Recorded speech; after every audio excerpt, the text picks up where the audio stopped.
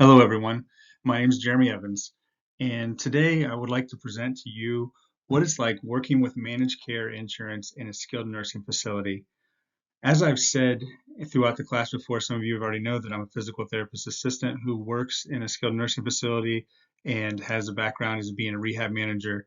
So during this presentation, I'm going to talk to you as if you were part of my team and how I would present how we need to get the maximum amount of days in so we can provide the best care for our patients, and a step-by-step process on how the managed care insurance works in the skilled nursing facility and how we can do a better job of trying to make sure that we are doing everything we can to make sure that benefit is being used for the patient so that they can take that time to get better and recover faster. Topics that we'll be covering today are how managed care in skilled nursing works. What's the process? What impact does managed care have on the patients while they're still in the skilled nursing facility? And what impact does managed care have on the healthcare provider? What is the managed care company? How's it impacting the skilled nursing facility? And how do we both work together so that we're on the same page to try to do what's best for the patient while also keeping costs down for both parties? So starting out, the skilled nursing facility, it's best if they become a preferred provider by the managed care company.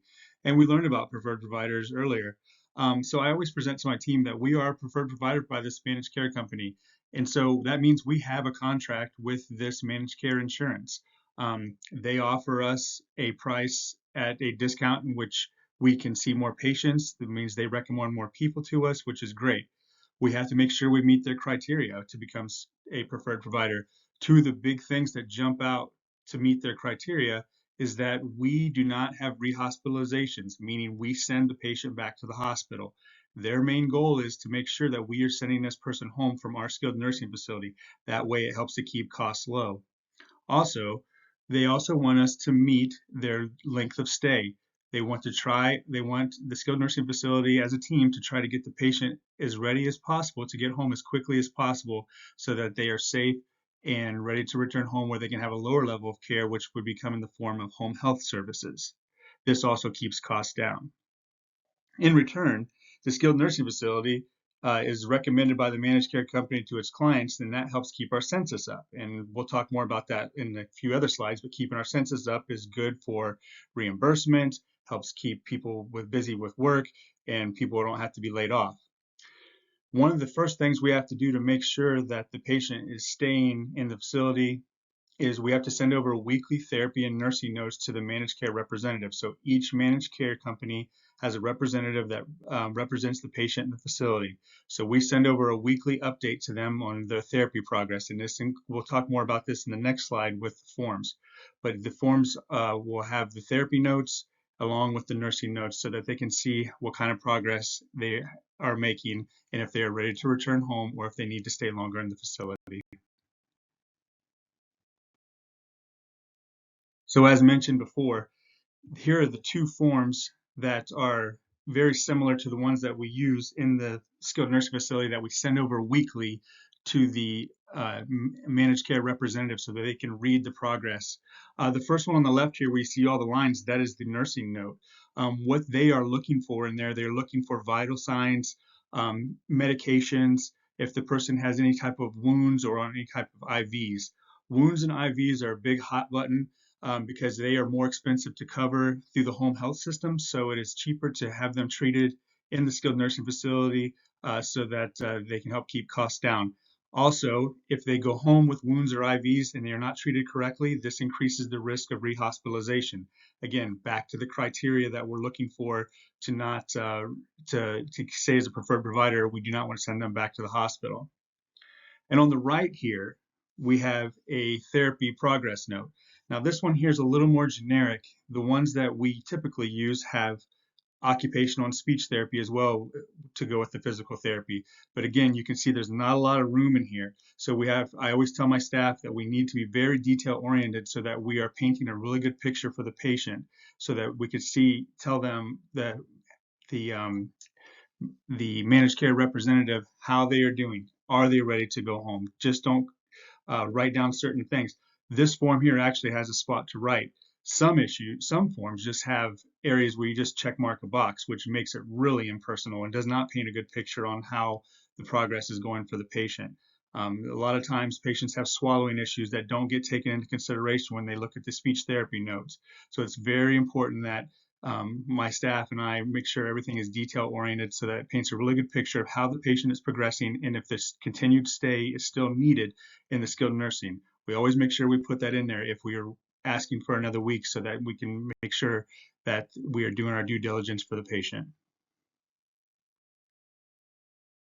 After we send over the therapy and nursing notes to the managed care representative, they review the chart and see if the patient is ready to either return home or stay another week in the facility. If they're ready to stay another week in the facility, then we do the process all over again in 1 week. We resend over therapy notes and nursing notes and try to explain if the patient is ready to go home or not. If they are determined that they are ready for the next level of care, the next level of care can come in many factors here, but I'm just going to point out the few that are most popular. The next level of care for most people is home with home health. They usually have a loved one at home that can help take care of them. Home health services can come in. This can be in the form of therapy needs, speech, occupational, and physical therapy, along with nursing care as well. If the person isn't ready for home health, at home and they need more help, another option might be long-term care, which could be staying in a skilled nursing facility that has around-the-clock 24-hour care provided by a nurse along with aides and therapy. They also could be returned home independently. If they meet all their therapy goals, they can just head right back home. They can get home health if wanted. They can also decline that if they'd like. Or they could go home with 24-hour care. A lot of times 24-hour care is a private out-of-pocket pay. Medicare does not cover it. Managed care companies do not cover that. So it would be something that they return home with 24-hour care, out-of-pocket private pay. These are just a few of the popular ones that we typically see when we're doing a discharge plan. And if the services are cut by the managed care company, the patient is told they need to leave, or, the patient can appeal the decision. And this goes back to our case study that we had earlier, that they needed to appeal the decision but decided not to. So we would tell them that they can appeal the decision. Then a third party reviews the case and can either uphold the decision made by the managed care company or they can overturn it and the patient can stay longer. If the decision is upheld, though, however, the patient has 48 hours to discharge home. If they stay past the 48 hours, then they will be billed for any additional days stayed. But in that meantime, they typically get what they need and go. And the discharge assistance is given by the social worker. The social worker reaches out to the nursing team and the therapy team, and we recommend any type of care that they would need at home, any type of medical equipment, continued therapy at home, or nursing as well. So how does the impact of managed care impact our patients?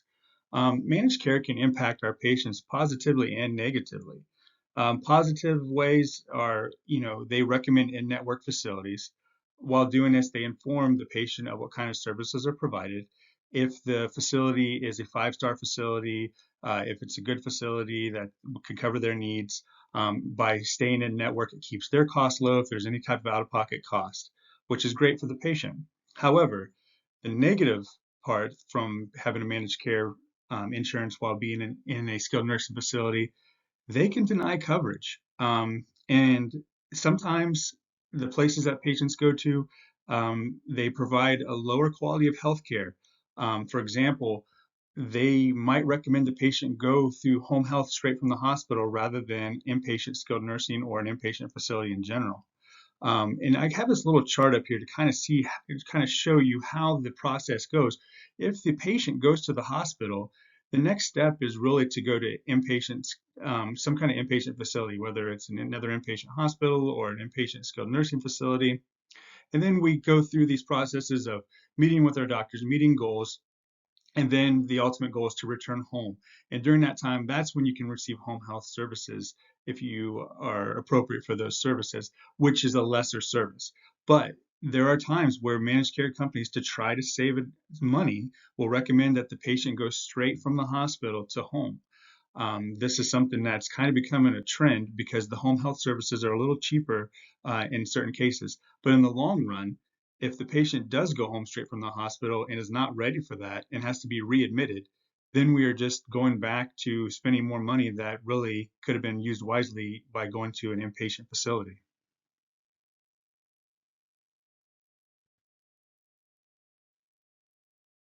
So we just discussed how the managed care companies can impact the patient. Now we're going to discuss how the managed care company can impact the healthcare provider. So being in network with a managed care company as a skilled nursing facility is huge. Again, you're getting a lot of recommendations. People are coming your way a lot, which helps your census. Um, the company I work for has a higher census, and this helps out financially. And that is huge. That means that you can keep supplies up, you can keep staffing up, you don't have to send people home. When you have staffing, plenty of staffing, that means people are being taken care of better and good quality of care, which is one of the things that is highly needed as well that people don't talk about when wanting to needing to be in network with a managed care company. Um, Patients report back to their managed care insurance, and if they do not receive good care, this does place a negative effect on the skilled nursing facility, and it could possibly cause them to not be in network with anymore. So it's huge for make sure that we provide the best care with as much staff as possible so that the patients are happy. Again, and if you have happy staff, more people and better quality people are going to come work for your facility, and that also makes for a good work environment. However, the skilled nursing facilities also need to balance their managed care patients. Managed care companies pay a lesser rate than what Medicare patients pay. So, as a skilled nursing facility, you do not want to take a managed care patient. You do not want to fill your building full of managed care insurance patients that only pay $300 a day, whereas a straight Medicare A patient reimbursement might pay you over $500 or more, depending on their diagnosis. This is a big, uh, delicate dance so that you make sure that you are balancing the books at the end of the month. Another reason why the company can be impacted by managed care companies, if the skilled nurse facility takes too many of the uh, managed care insurance patients, not only does it impact us financially with how much reimbursement, but like I said in previous slides, the managed care company dictates the length of stay. So if the facility is half full of managed care insurance patients and they are all every week we have to send over insurance updates, and they get cut and lose their appeal and have to go home, that can really affect census. It's hard to rebound that quickly. Yes, we do get a lot of patients from the managed care providers, but not quick enough to where you could cover 20 people in a week. That could be very detrimental to your facility. So it's very important that the people who are doing the intake of the patients balance that need of managed care patients along with taking traditional Medicare as well.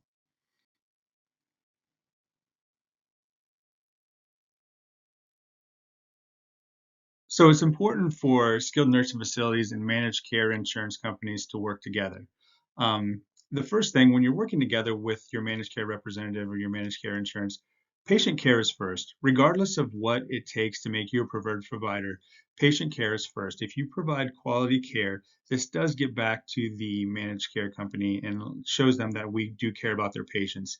But as long as the patient is taken care of and is successful, that is the main focus at the end of the day for no matter for all healthcare workers. That's what we have to focus on first.